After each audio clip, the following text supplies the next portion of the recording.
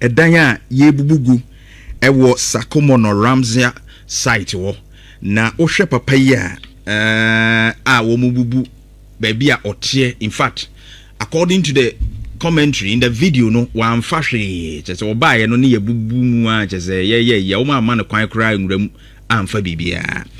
It's a very sad one. Joining Facebook in Share 104.5 so you could appreciate the points we'll be raising.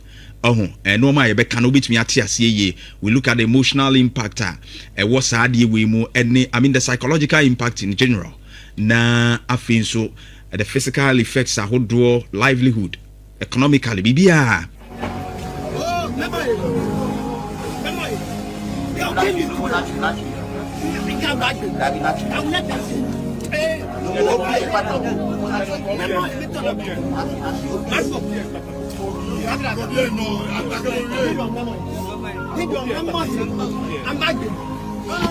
That's to kill me.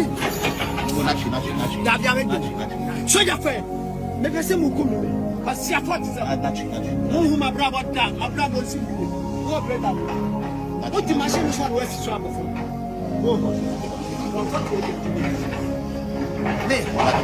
Asa, me man daddy. Ne didn't read you. You prepare your sick. Let me hear you. Mama notice. And around 5:30. And I say, my good thing. Meaning a man of boy. A new 24 hours. Meaning a man of boy. Oh, on the Kumi as much here. I'm telling you. Some could have uncle the two. The person born will be. Now, yes, and now. Some the Soviet may yet die. And I in media. National security. What's on the Casamu City? Are so young couple from my order. Young Casa Johnny Pana, Paman order. I can't buy. This is the old man. Ne dino no mujrigu or excavator isiswa one mo ejrigu no na. This is very, very, very emotional. And Osha said yeah. Papa ni ma se ne nana no mo no mujina ne nchen ya. One more try to console him na, but enye easy. You see, akola no kresu, akola ni su. Where would they sleep that day? ANSMP. Eugene. Yes, this is where we find ourselves as a country. On this video, I want to address it on many fronts. Leadership, right? And akoko debi amekase mi say just like Galam say. I'm starting to say. Obi obeka chel say mensin krache panino woni nim say Galam say cause na nyema miensa. Yeah. Bronika word be complicity. Right. Incompetence. Right. And as a pretense. Sure. Incompetence here omo number into unim ne onyade na oye no ho ade just onyade complicity here ade na ekoso no ne ho bom mu ne sasese chire pretense here mean fita and so go ne kind of feigning ignorance wa shada wa yinani ato nchense nkoso tana Galam say tie na ekoso Ramsey side to Accra no why am I saying that? I'm saying that because nobody can convince me say the authorities at that area didn't know. It's not possible. Yeah. In fact, when you critically look at the video, you see electricity poles there. Yeah. You see distribution lines there. Who took those things there? You see completed houses. Yeah. Houses are yabo windows, ya pinty.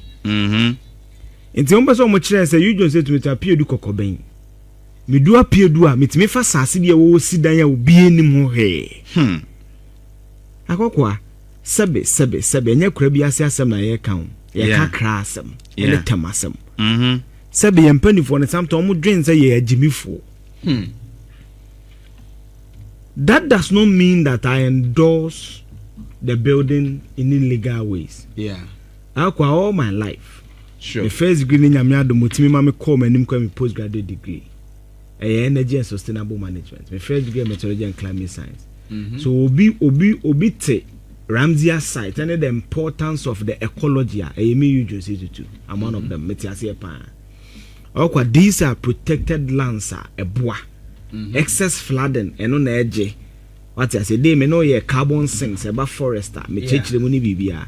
That's also what Ramsey said that. And also a place a certain environmental species be or ha. I want no more a boy. They also contribute to the ecology. Yeah. The food chain.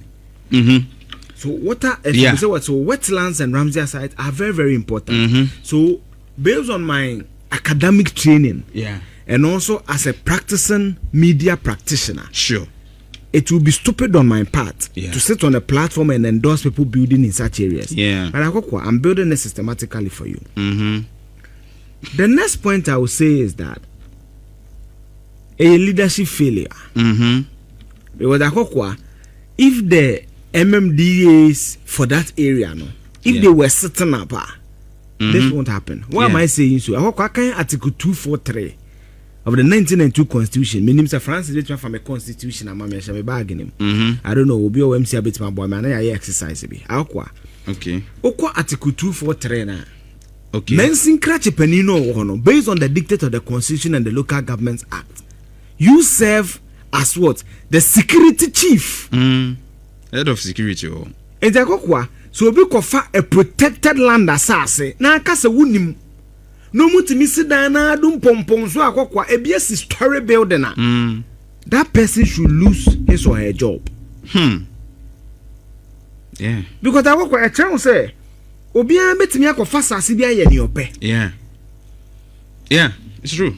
Article 243 is clear. Akwa Ramsey site and natural resources. When you read the same constitution, I think Article 268 or so, it's vested in the president on behalf of us. And the 243 is clear. The DC, no, he is the chief government, central government representative. And to be a Sakumo, no, the MC, no, Omomahama, no.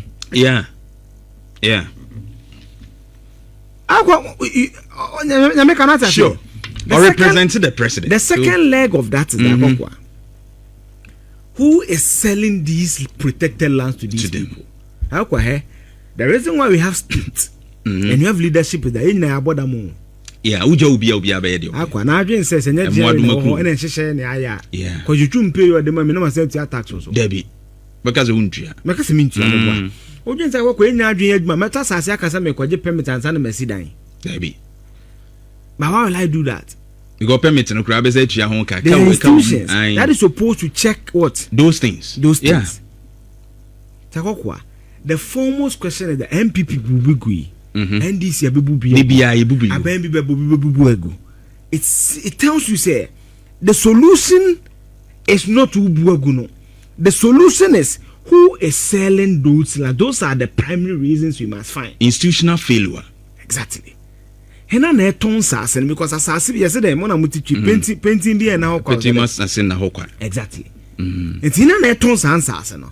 Those are the people we must identify. And even after that, as you talked about institutions, your departments, they are supposed to make sure that the right thing is done. In fact, almost see it make also flooding. And so NADMO role ne say they will even prevent. That's why they are a disaster management organization. And so they will prevent. And even when it happens, we are managing. So in this case, you say how to make also flooding. What is the NADMO district one or moye? In fact, NADMO dini National Disaster Management Organization. And Omuankasa explanation to us is that sometimes they demolish certain, they ask the assemblies to go ahead and demolish certain structures because Omu prevent it. It's not only when the thing has occurred. They are supposed to ensure that it doesn't even occur. So they give directives in the normal. So monitoring ben Omo yes adia e wo hono. Yes. It tells you say institutional failures. We failed these people. You are going to go to Tassas. You come na penny be and crata man and crata. And so exactly. As I say to ye and our utilities. How would they connect utilities without appropriate documentation in normal? Exactly. So so the bigger picture we must look at is that who is selling these protected lands? That's the question. The next question for the video, about the right video. Video now bono. Sir Francis betimi aye ho adwuma mamia. Omo fen kɔ the 33rd seconds. Okay. Video no 2 minutes and something seconds. Yeah, Francis ko we check akra me the 33rd seconds na akokwa be hu bibi. You see, ye ma we wo hu. Akokwa de bia hiafo asem ebobo. And unfortunately for us in this country, we live in a time akokwa. Penifo na tonton sasana no. Omo nsafa ne ma we bi. Me say, omo fa video no ko tete wo hu adem na ye bu papa we. I de omo bo no. So be ko check. This man Obronika he is disrupt. Akwa na when susu da say BBC beto. Yeah. Or say a day before. Exactly. 5 Just less than 24 hours. 5 years number catch na according to na niema wo papa na efree o. Na say ne ma pon school aba. Na ma bo no ma yi niema no. Na kwakwa ma bo no. You see obi anka say wakosi down one year. But sometimes so ya dey you need to akwa video ni. Yeah, baby omo bo no. Yeah. It over Facebook. That's where they were beating them. Yes, come back. My one the Greater Accra Regional Minister must find when an ebo sir. Oh yes, must fish out this security operative and deal with them. No, but o share sir nipa no a enye onye military ni o. It's not security operative because a uniform no share. But so overall or security the word security operative. Okay. Akwa he. I think say obey military for ni bia. Dey na me sukura adan. Mo hwehwe because military for no na gina wo na surround it. What? Oh, into boni musa. Yes, what I mean what's the justification to do this to this man? No, but some year be 4 say 5 mu betimi apeja no kra free. What's the justification? So why you beat him? Because man, what bunade? And I'm saying that I agree so be bu ade no. The man is an emotionally unstable situation. Definitely. Na obono. What is this? Hey, there be me cry the home pay attention to that side. No, this is video bad. No. Come to end. What is the 33 seconds? No, this is bad. What is this? Na blow the bop papa way. Na ultimate bop papa way. Aden. Hey, Minister for Defense and National Security. No, I say Minister of Defense. We may even imprison the military. I'm saying that. No, they are military officers. Yeah, maybe military officers. But Aquano born no. Who's a uniform? It's not a recognized military. But men can't say military. Yeah. But I'm calling on all that. Yeah. National Security. Yeah, National Security. National Security penny. Defense Minister. And the Greater Accra Minister. They must fish the gentleman out. How do you assault this man? I say 2 wrongs doesn't make a right. Obian can say, hey, baby, I brand Tennessee a dino. I've not said that. I agree with the demolition. But I'm saying that don't brutalize the man. Yeah. Ghana asamba ehia fasa mo akokwa sabe pani bi fie pani kwa video ni ahwenye hudan bi a omugya ho pani bi fie can you assault the man like this? Hey, men can say the man na ye no right. But akokwa see man, I so be mami egu. Then you are expecting the person to act rationally. How do you expect the man to act rationally? How do you expect that?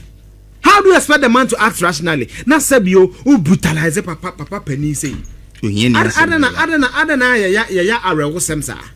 Why do you do this in our country? Why do you do this in our country?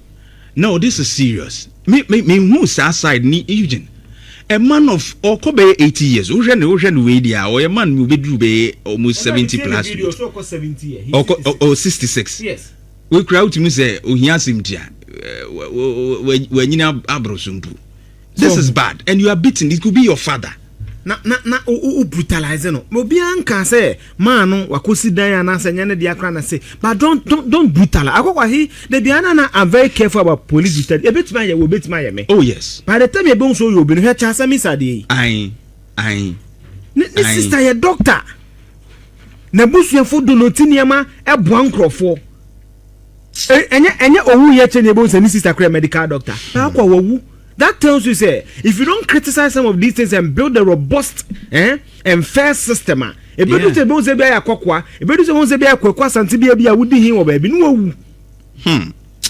stop these things. Obian can say 2 wrongs doesn't make a money disrupt. And yeah, papa.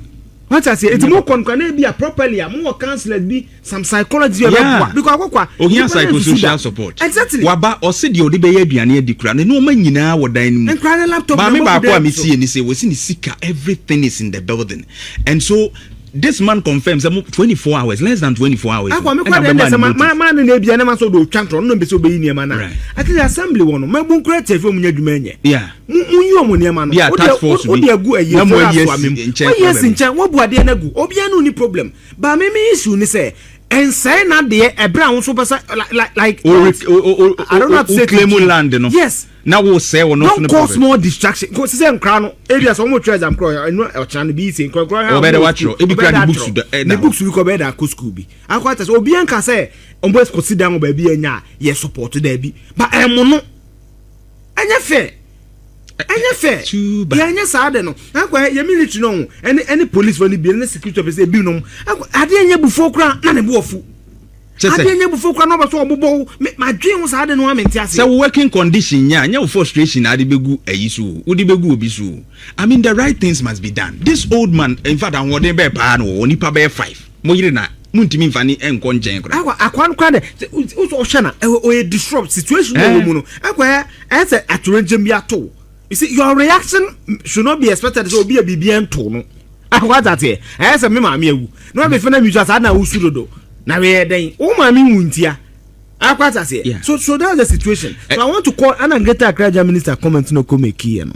Let me conclude on your bet transfer on akon of say punishment. You see akwa there's something I always say about politicians. When you're a politician, one of the biggest attributes you can get is to get people who tell you the truth. Yeah. Akwa me maduma me mo nkrofobia akokwa. They call me. Yeah. Oh, you just had it. I know so many people are not NDC. They don't have selfish interests. Yeah. And you see, those people, they shouldn't be people who are. There's this word for it. Oh, there's this English word. And young Crawford say they are your puppets. Mm-hmm. Some would defend the PBB or your stooges. STOOG. Yeah, your stooges. Yeah. So some people want to defend the forage. Right. And so Pencroff for a meet my Kenyans as some Kenyans as some natural. Or for more bit me a catcher or say, regional minister are problematic when it comes to communication. Right. We might 2 examples. Okay. Okay, Brand, Ablikuma by elections. Okay, some okay. Oh, selection be tia bribe, put your bribe, normal. Yeah. Said it. I remember. Nikai. 2. Okay, Brad, whiz on Akwaba and some buy. I don't want to repeat it. She passed the comment. I'm very uncomfortable with tribal comments. Sure. And I call Sanko Kanwe. You see, ministers and what they should know is that NDC future just 24-hour economy name might be bringing a Jumanya. Some of them are sharp communicators to which me a customer will be query. Know your strength. Yeah. Oh, now the communication. Jai. Fabrante be say P and I be no your communication. Simple. Mekanwie akwa enkofobu ho a omo kasa ba akomienu problem ba. Yeah. During the election I said the same thing about Napomsi Michi MPP. Script him. Yeah. Omo lose election then omo kekekekan. So a contributing factor. But okay, you because and no be because I'm greater Akraja minister nasem. But ba ko kan bibia e de asem e be kese san ni wa ko kan. Yeah. September August 2017. New minister bi. New friend William Kwetu. Right. Okay, cough series, chemistry, SHS. Yeah. No MP for Chimoda. What must more cocaine? Not drought aba. And I mean where Matiasi enforce or no, they no cocaine, no for difficult. But now 27 years or resign. So okay. If you were Professor William Kwetu. Unza ni dia confirm the political career baby. Yes. But no so number. Your can ye ne mami can what's the difference? Yeah, it's true. It's about be in the abani o me na wo ho. But the minister must take serious caution. Yen kasasa o ye pani enye bibia na ye ka. O ye pani a enye bibia na ye ka. Yeah. Aye ba aye kun aye no sesa na mo ka no. Yeah. Aye kun aye no na to so ne sen. Aye sa. Onye careful. Onye careful.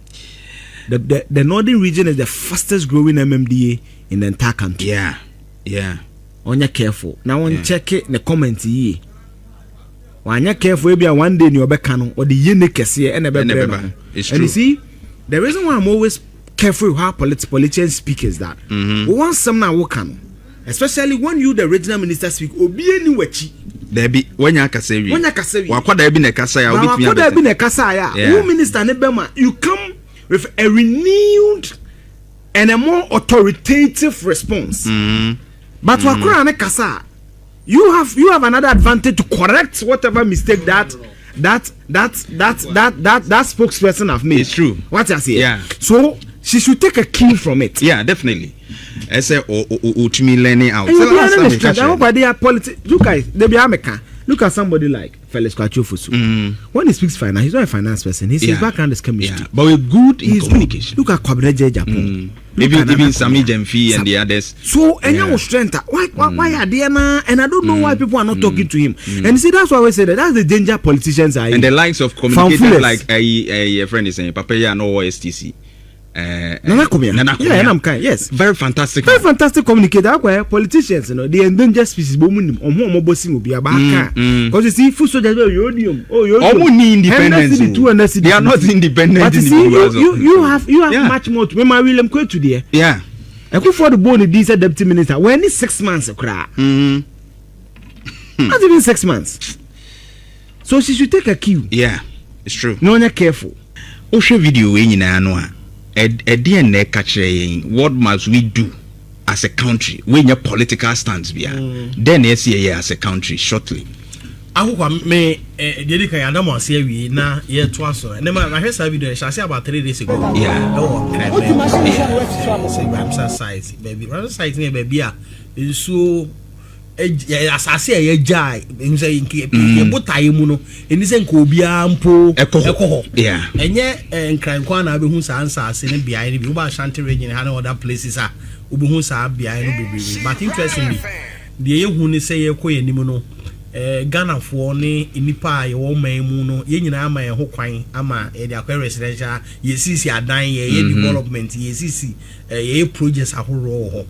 And I think for the past 3 days, I who especially some video ya bobo na akokore by me tie woni minua Eugene. Sure. And you can say we shift blame ni nyina ma institutional failure. And I say ye various offices na ya tie say omumbo ye nsase no omumbo ye man cheche town and country planning and NADMO sa institution we say we shift blame ni bebre di ama wo mo a obe helpless o. How? No, one can say we helpless. Institutions and can say per experience, no. About who run no abaro, and control the direction of the various institutions. Yeah, sure. Yet here a radio program. Who are go who gonna determine who should speak one and kasa. Policy direction and can sometimes yeah. It's true. And the more various institutions now you hold the be a buying coba beto yeah. A buying now babe transfer sometimes on direction and now you see any demolition. Me just say not money town and country planning now or on kasa do mo pene. A buy be na director instruct ya or mutu sa na mo. It ubusa won say about who run no abano e die ntimi etimi tena ho din masa development we num nyina etimi koso e wo places a enisi e ma ho kwan ne beduru sa ampempen so we ansana yakoka ho ase wana yetu wana. I think the ama we have a major trending issue e video a ehunu ene said the papa yi say wo tena ho din na so hwe e kwan papa yi ya hire no ne se wo kan ye bu no ene duabo a wo de boy excavator papa na wo drive na afidie na ne bekun afidie duabo ne doso but you see me a problem o baby me just say engagement engagement sure yes indeed we concede say ade no baby esi ne post threat to nipa dodo ye nyina ya bra boy the flooding beba ye be cancel no bebre but na mo be na aban ne person obubu sa places nyina guo no ana mo be no otu demolition exercise me problem me major problem me war demolition utie one of the nipa na okasa na was say ya meka hwe ankyere o mo sorry anopa na machines egu so but media ananka baby to say flooded areas no anka mini how right if only say ye be bubu na ebetimi ama kwan na tom ni nsu na nya kwan akọ ni ebe wie ni ensan kosi adan mu wa na nka ende nka nya madada no ansi wo yim ja madada ni nso se ye bubu agu ama kwan na dam na aboye nyina ho ban am nka mini problem ba ye be wie no wogidi minu mienu yemu se akokwa ye be wie no utranye ya ni asade sa ase kro no a de amani pa foforo nso de ko ebibi foforo that is me businessman bi any adb be far bigger yeah ma won vie mienu pe o hwe abekọ ni aton asase no obi abọ nchensen de ehwa ho ahia And so yes you yes what that no nya bi ana wo nya connected wo nya politician wo ni panyin bi wo ni mo hin bi nipa oton ma wo no bi a wawu enti wo de bedi wu wo de sa areas we no eto nchen ya there's also another one bi a ekoso Ashanti region me hu bebere okay municipals and assemblies ahodo a omo ye demolition bi a obeka se bi a wote lord kwa ho ba bi wote ba bi a enye Ashanti every kwabere ma me nka Ashanti region de okay kwabere this Ashanti ye demolition bi chese ba bi ho kra ni so ko bu container guo ya ko tu container uti mo se container bi si woni ahuri ba akwa de atra ni akobu ba akwa gu me na me ka kire common ponting oh Patrick, me can try then. Na me cry near my dear by co-position. Me can hear me ya. Abai near ma a dear by co-position. Me na kwanya say na me catch up my now tesona name ya. Yeah. Because can you hear ma? As me MPP near abai phone and cause we menya na come buy the court na buy aba. Abai we be call politics we social issues. Nti me pese. I me pese obeko sisi. Wo de Kabri DC. Obubu ye duro obi onim no so no jai ne de ebu. And oh my guy, Daben no. Kwabre man ponting. Daben. Oh, on the chance on the whole Ghana on the said demolition as yeah, near friends. Currently the what is here, Kwabre DC, Mr. Bankwa. On chance. Yes. Daben or yes, and oh minia. Kwabre so much here man ponting for say so man ponting. Me na make catch now. Me na make cabinet man ponting. Me man ponting, do man na for na me. Me na what dey be am na mo.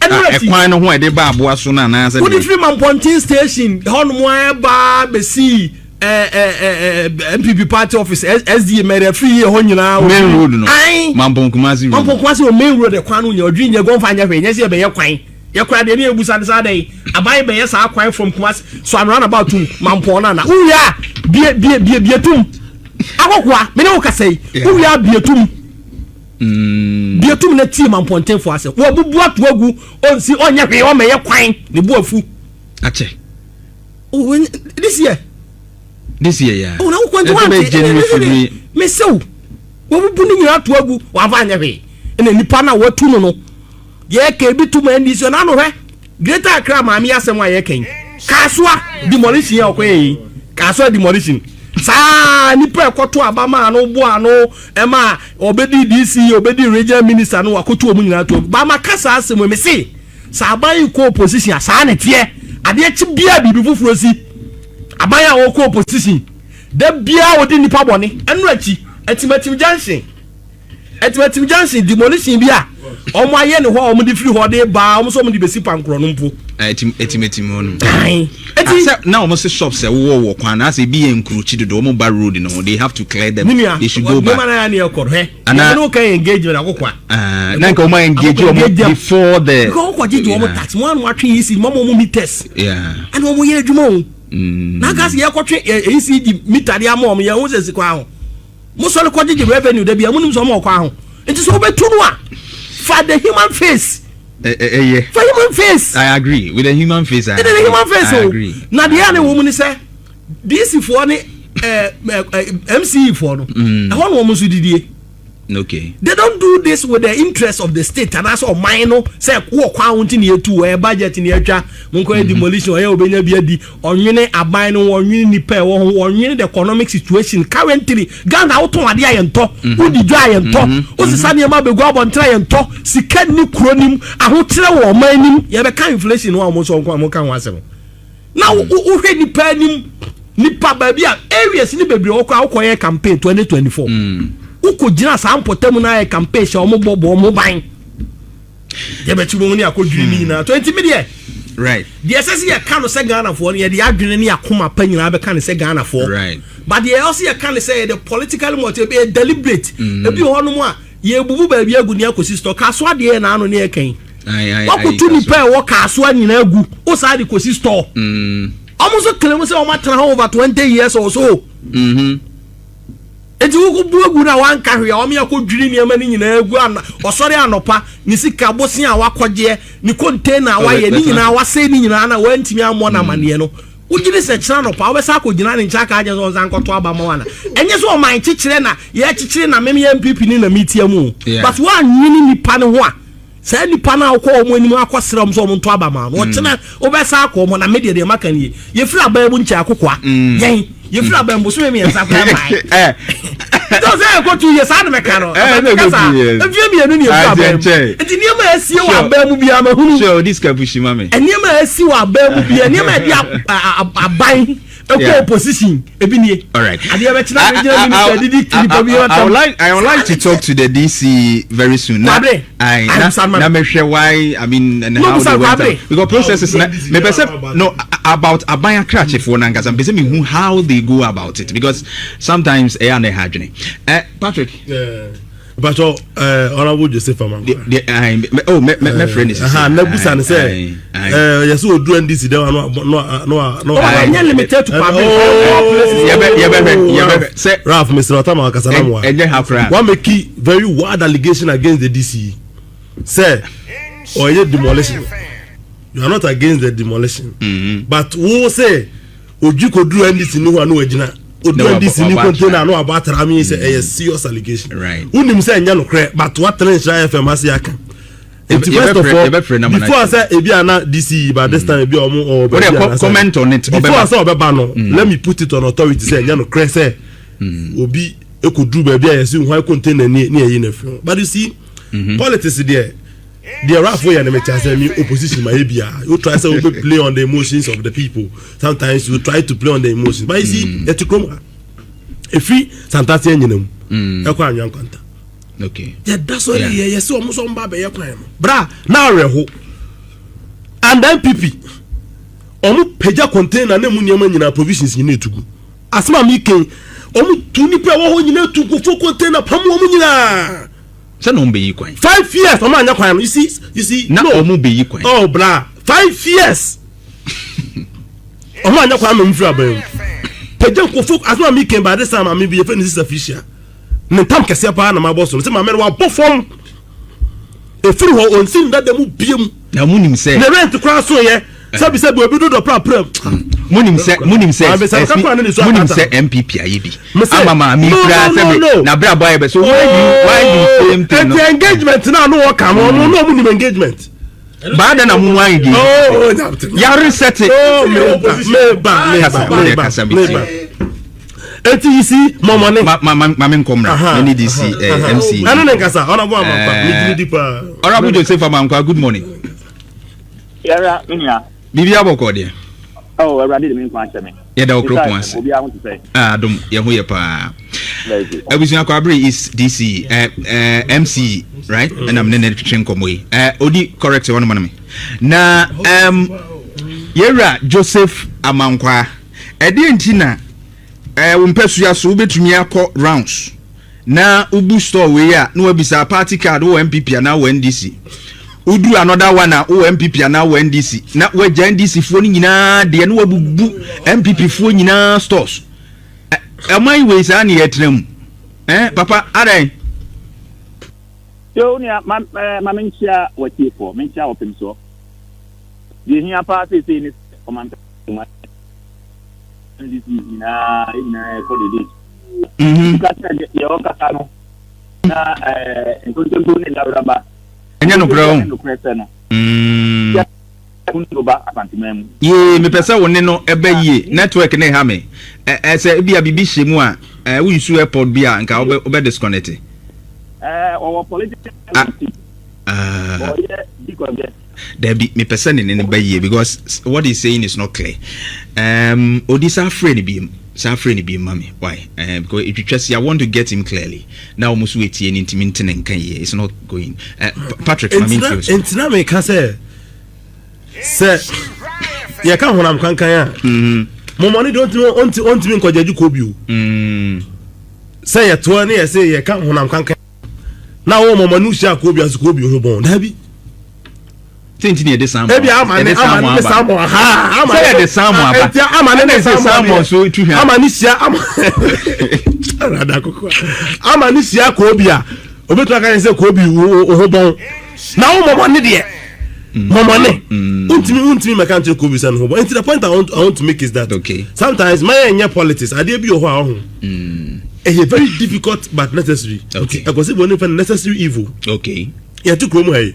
edwa ne nyina edie container obi oye ya no the container si kwa ho assemblyman for so ka ho say container no omu su twa ne say plot o say photo no omu ton ada para me ka utu fa container ko si kwa ho wa bra assemblyman nya we o bebe jama wa susu am wa otu ama say scan say gba minim ba bi eko assemblyman for kwa ho nyina ya assemblyman for dia na omu de container asam ho nyina nti say passe ye be ye kwan pe na aka enipa nti say passe ye kwan na ka nipa na yeso omu mfiri wa ye mfa nya politics me demolish ya ye kan wa say me my problem with this me ne UG ya adwen me ba na meeting 100% because enkomo aye die dan ene yasi ne yebu agu investment to MPP for kro no mu woska raf mo mu nya ska no so mu si fia etimi take on be 6 months asa no mo si awie MPP for na ska wo mu nya ska bebre no it take time ebu ha se omo kro na tatashe anajo contract so kania ni ade so unama MPP ni fia yesi atama baba ma uhunu na den speed ade oh senior MPP for the dance hard time go do na so kania babu say so ona bo honi ona bo government government me come residential areas so akokwa there aya kwa hu ntime to chiro bebre anajo nya na kania so MPP for the dance na no mu sina anajo gidigidi ni mpo no to take you 6 months that's not what me enti se obi si dan ya ene hwe nipa na mani si dan ni wie etenam asana da ko ya take decision say yenkobumu tina it is very bitter to lose your home odi Mr. Openema me why now I want to know how the DCs go about ufie out to lose ufia through other means me I have suffered some before you feel she some years back 2007 July at now my family is so suffering from that and 2 years. So to lose your house on FM, to lose your house is not an easy thing at all. No matter how I buy, say demolition, say I feel intimate, Papa, and I can feel from now going. I just walk down for being I just said being and a whole lot. And ask yourself, say, how will the person survive? But how do we get here? Tama also, you know, district, you know, your district engineers, your district planning officers, your supervisors, IS or call round. Almost mostly one man over to good produce permits. Produce permits. Nada. And see, dear Ben, now we are man bedu this stage. Even though I was to do Henry GDC dining see and you will be a shout and you can want them. And yes, sir. And so we are proactive. This is how many pennies there any okay. My main corner mention say honorable honorable Joseph Amankwa. Good morning once again. Good morning. I don't know why boy here pa. Na question na me bisa we. Was it the case because now Kasani ye clear. Now we've called you with another phone. Na Sanetie say we bubu MPP for the and weja NDC for the. Now what called for that demolition? Yeah, my main chair was here for. I mean chair Pantimera so when I knew ya now say Pantimai we chair them do for MPA and your son you beat na any customer won't see me hear me pan say Amampani will create Yamia do my name I could share the dish na Adia Bako I mean I will come my municipal chief executive wa ya body din say won na me demand from one mine Amankwa obi an so NDC na me pesa me kasa asemo ile nyina te say enfie maako e come tie dia sam bi ni ha ni jamu pata mo tenenka cho ya to nka ba enfie maako akakaka na dia sam bi ni Ebuntu abokwa abe sa akoko no Johnson no eno na ye adwene hu se right enya de political career na ese minia na odito na ye di congestion bokwa abe ita na di congestion no e sha se free man ponten e ko akoduru ehwa na ne se e ko akoduru ehwa okay di congestion along the road right kwa no nyina na ama pedestrian walkway na dia ba ko kwa bi isini se se amena we ka say wan kasa wo ba man ponti go dia ma municipal capital na hu ni say wani age na mi na o se wo kasa no sa amanyo ta de ni super person no na ma wo keka de o keka enya de na ye di congestion na yitimi mu say we MPP for container na we NDC ni ko okay e kwa ho na nipa ne tie no what road reservation and after what one na sa so one na sa so no tie and na say what road reservation na one man permit man it na ho Okay. Asa bia ku sa bia mu piafo de ono no wana asase emre du se waji asase na ja yempuntu a yempene yenji ana wana asase no se bread du se wa yempuntu mu aduma na ka ba bia otie no a yenji ana right bia me no ka say Kumasi Accra ring road ayeye enam krofo se bia ku omafuo enti dia tia ne se empuntu obakuru mu a oma yemfa ahosepɛ ne anigye ne yenji mpuntu no na yenya sa MPP NDC sem no kwabi is ya meme wa ha sa MC no maka tre MPP pompanifo no wono mu nyina ati ate ya makwa mo mfa MPP sem NDC sem se kwabi ye fia ye krom ni ha okay ya makwa bo bi metre ye yenje abra wo se ye ade man bu amako no anim tie enti maka tre ko mo wo kwa ho fi mamponten e kopiment ya wa wo container si road reservation ya yini ho ye yi kwa no ho ema ye nya kwan afa ekwan no ho enipa nam obehwe se obi nam ekwan ho na container no a ono wode asikwan ho no the store no nyama na wo store no mo no wasa yi abegu container ekwan no mu enipa nya ba bi fa kwabi isu oba kwabi insta ufi ahia eba mampontin ubetima di ba awe na wudu mampontin ni nyina ne se ye ni traditional work way baby nipa ben nante afa na nka cars no so okay ni niama no good container no mo ata yi niama na free container no mata dia be good container na nim yeah yeta hu streets mo pa enti nipa fahin enti ya ne se nipa no be fa ka kwan num nipa fa ka kwan so a emma kwan ma ka kwan ka sinko enti da ben na mo be yesa project ya okay ya sha se free man pontin ya fa de ya be do atenua ye beba meduma maka kire wo mse wo makasa fiwe ya mati containers ni na ho aninti ebeya ma obi otika fa ho bia se assembly ni na ma o permit ma o tena ho ye yikwa no ho nyina am ye nya pedestrian walkway na traffic a e ha ye o ka bi no afri ha okay ye betre se political divide ni nyina obi amwa ye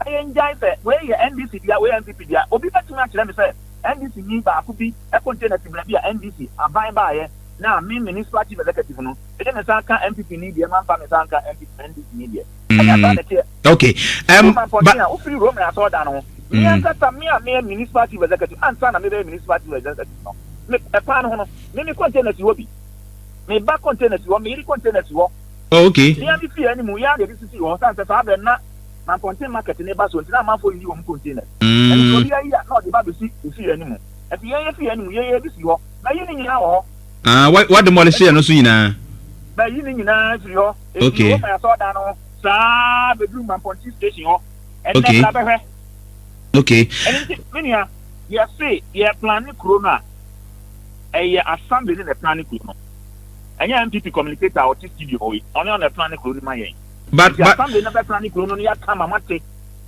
say ye e di aboa le no da nchen so atesi am no kasa we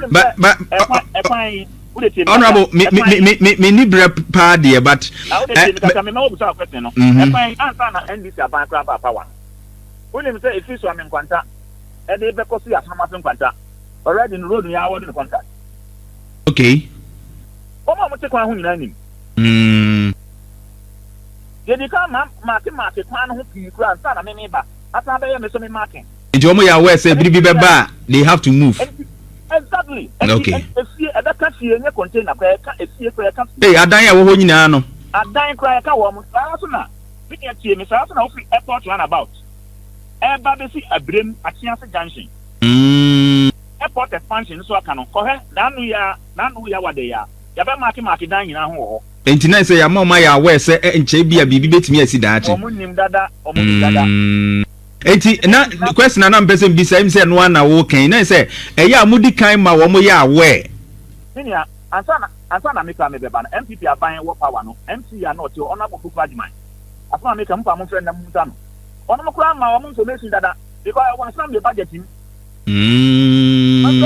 budget mo ye wom page 9 number 5 I want wo okay e wo mo dada ya ngo mo baby congestion no mo ha no kwa bi is ndi mo adwen ni say NDC phone aha de nipa ni nyina ye MPP for enti de yansa ko kan mo container o mo nto aba ma yen eno no mo de propaganda nti o mo nye nti o mo betena so fie ngwatwe ni nyina bu so mo say de ba de no mo ye kwa abre ha amponti ndu anya na wo ho no okay enti ni ya jai Honorable. Yeah, assembly, yeah, planning assembly, no. Yeah, planning crew, yeah, that planning crew, but yeah, a buyer, CBR, yeah, your mouth permit now to see what I buy here for the Bayan idea. Yeah, my communicator, no, to yeah, the one money. Okay. And you yes, me who say what disputed that claim no, but o demolish omo shops no stores no near na time interval or the ma omo notice no how many months, how many how many days. You see I no ka say busa nipa na not one say busa me mako insianie busa me insianie ni ama notice o. Okay, 6 months ago. You know, yes. Omo tina man ponti ebeti wo mo no. Ye ma omo bosome so obi anyi omo se bosome na esa ye di bosome ba ku san ka ho.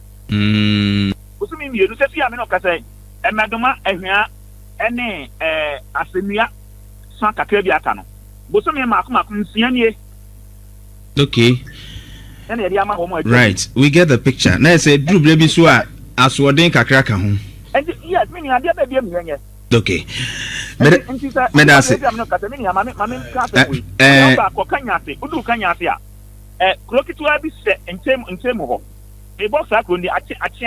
Right. And then news and you find and containers containers you can to Napan Yakana hospital. Okay, Honorable Joseph Amankwa Opey Kwabri East MC no our manchi muneze bru baby nso a asode no eka ho Patrick Fenusi second just a minute my Patrick in rap okay me de bibi ahokwa me ahobrasiem Honorable MC mesere say omra form kakra. Oh, you see, Juma dia allegation there. In onya bote omra form kakra. Pe ma nka sas me ncho. Tie, oh, pato me ncho program no. Alice, no tie. Information or tie. One, MC ya concede say the na woji machine say demolition bi anko so no. Wa make that concession. Na Patrick. Na Patrick na woji achi say nya no kwe. Ono anka sa dia tum say wa yes a dia. Dia to so mienu. The fact say how a major road from Swami roundabout to Mampong. Sure. Before saying BBA make opposition, me kai me name say Dr. Bawumia, any road minister near call Mampong mine hino. May so rest in peace. Any the quarter and another the two and say from Mampong to Swami roundabout and Quebec double road. Until that decision, the idea was there. Oba so ye demolition Mampong te me no kasane.